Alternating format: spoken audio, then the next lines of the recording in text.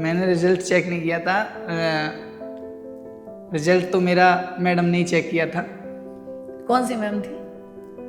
गरिमा ma'am, जो इस वक्त मेरे साथ बैठी हुई हैं। जो नोटिफिकेशन आया था यूपी पुलिस का, उससे पहले मैं जॉब ही कर रहा था। तब मैम का कॉल पहुंचा कि वैकेंसी आ गई यूपी पुलिस की, अभी आप जॉब छोड़ दो, जो भी दिक्कत होगी पैसे वगैरह की मैं देख लूँगी। तो मैम ने बहुत सपोर्ट किया है मुझे, तो मैंने फिर जॉब छोड़ दी, फिर से तैयारी करने के लिए आ गया। और रिजल्ट आपके सामने है।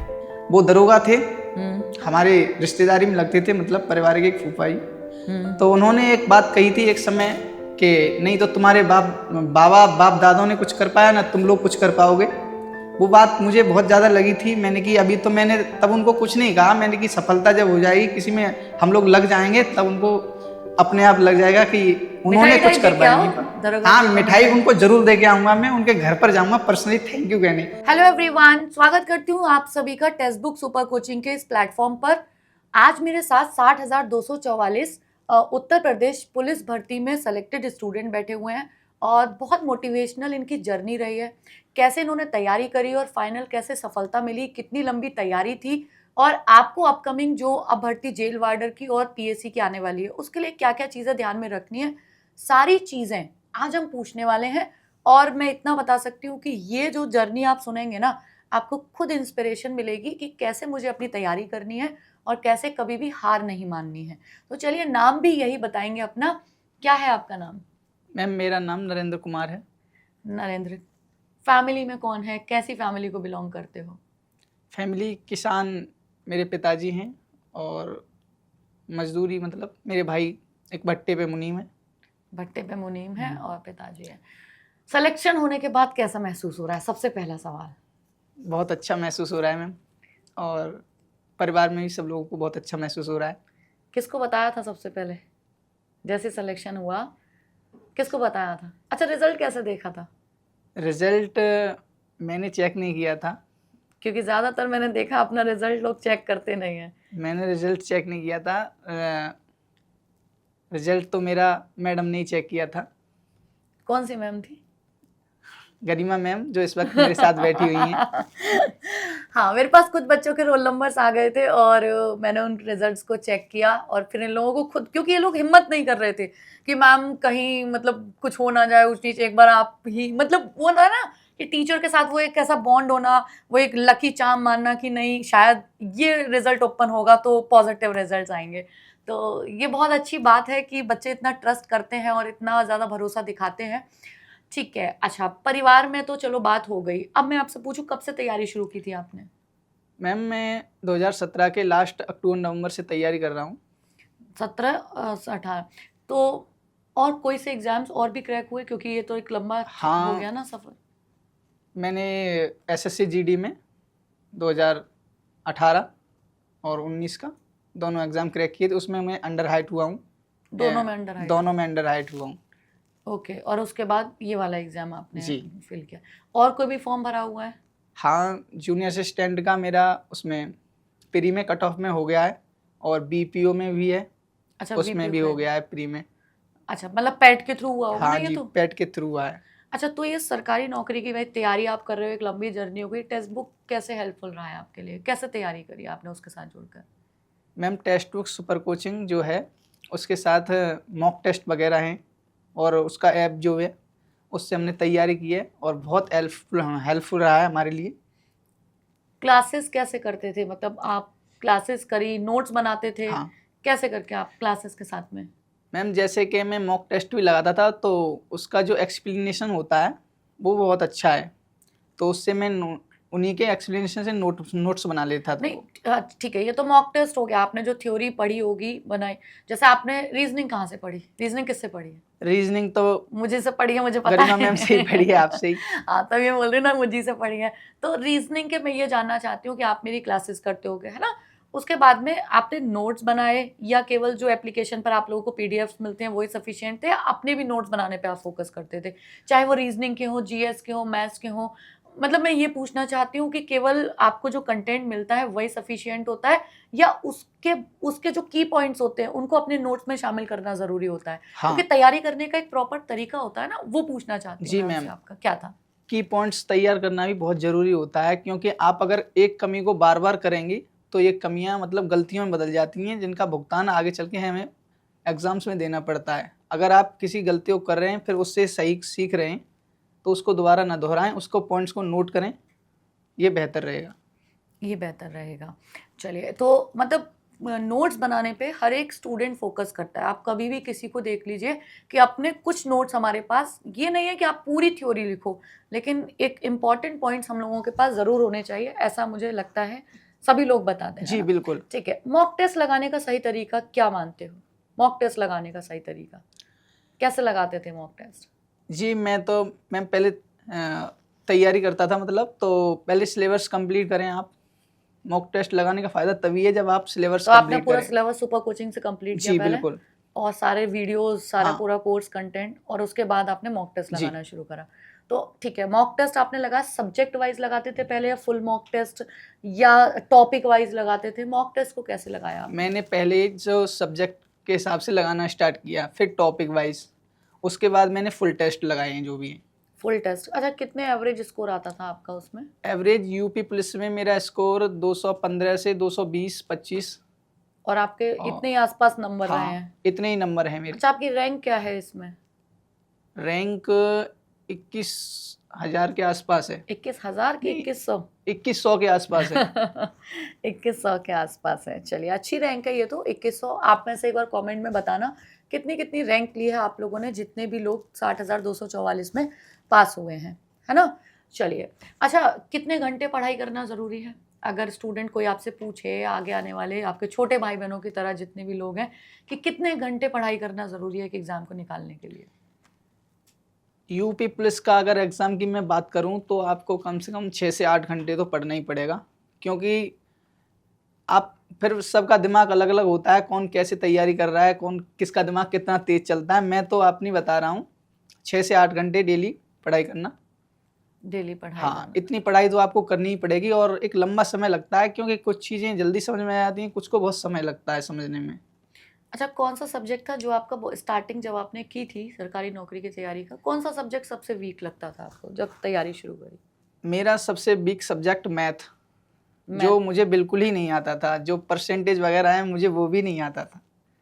पूरा बिल्कुल नहीं आता था, जी, फिर धीरे और धीरे? रीजनिंग के बारे में भी हम लोग कुछ नहीं जानते थे, रीजनिंग सब्जेक्ट होता क्या है। हमें तो ये पता ही नहीं था, कंपटीशन में आए थे रीजनिंग क्या होता है, ये भी कोई सब्जेक्ट होता है।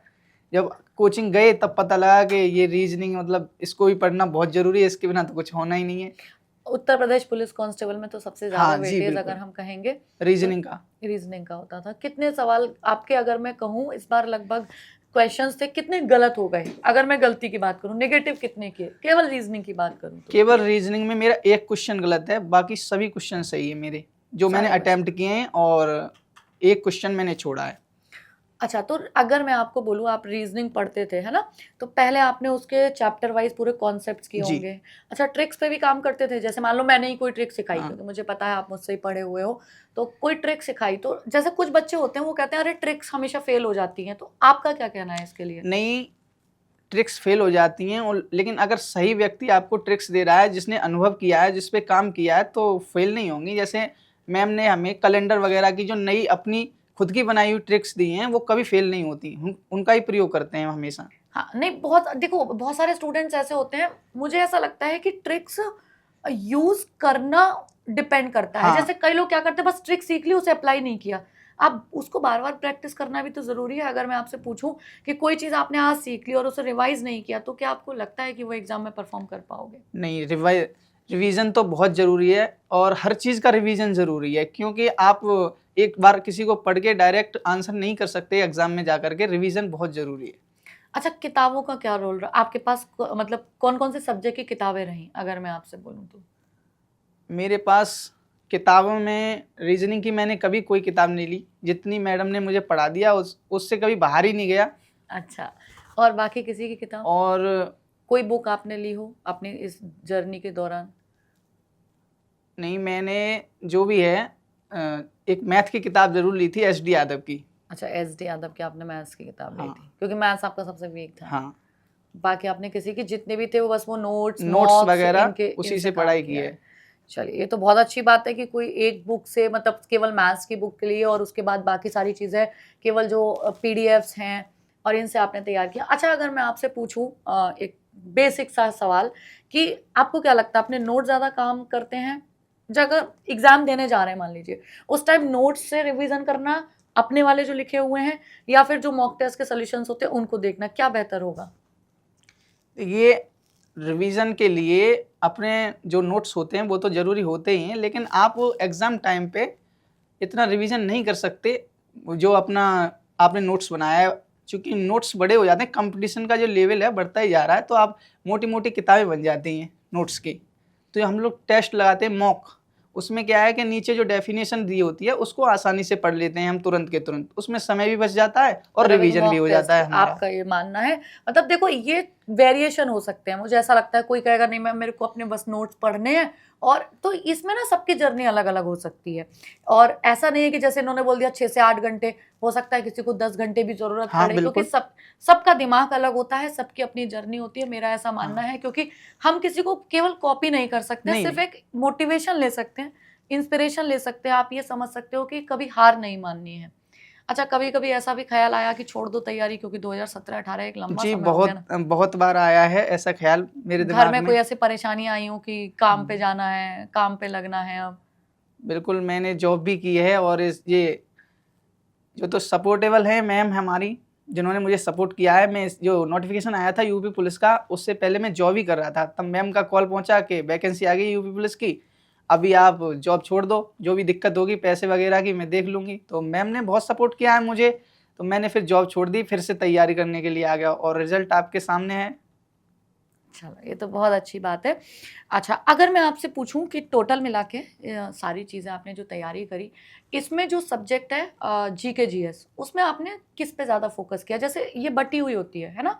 स्टैटिक में बटी होती है, हिस्ट्री ज्योग्राफी में बटी होती है, संविधान में, मतलब थ्योरी वाले ये होते हैं, और स्टैटिक स्टैटिक जीके को कैसे याद करते थे? लिख के याद करते थे, या कैसे आपने उसको तैयार किया स्टैटिक जीके वाले को? जैसे उसमें दिन होते हैं, है ना, दिवस होते हैं, कंट्री है, करेंसी का, पर बहुत सारे स्टैटिक जीके होती है। तो स्टैटिक जीके जो है वैसे तो याद करते हैं तो ज़्यादातर भूल जाते हैं, तो एक मेथड बताया मुझे मैम ने, कनेक्टिविटी मेथड, मैं उसका प्रयोग करता हूँ, तो ये उससे मेथड ज़्यादा फेमस हो गया मुझे लंबे लगता समय तक है। मुझे याद बना रहता है और रिजल्ट भी अच्छा रहता है इससे।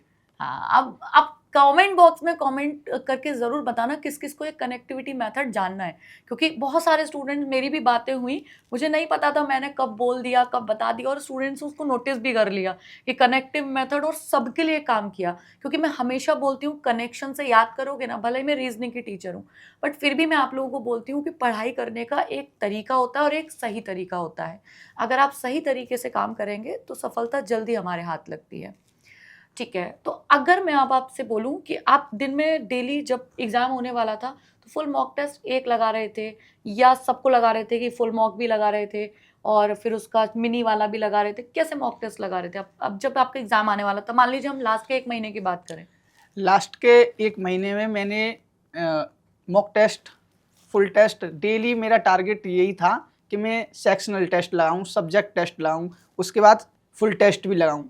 पूरे दिन में टेस्ट ही लगाता रहता था, सेक्शनल सब्जेक्ट वाइज, फिर उसके बाद फुल भी लगाना है, फिर उनको जो जो गलती हुई हैं उनको चेक करता था, कहाँ पे उनको नोट करता था, उन्हें ही देखता था मैं।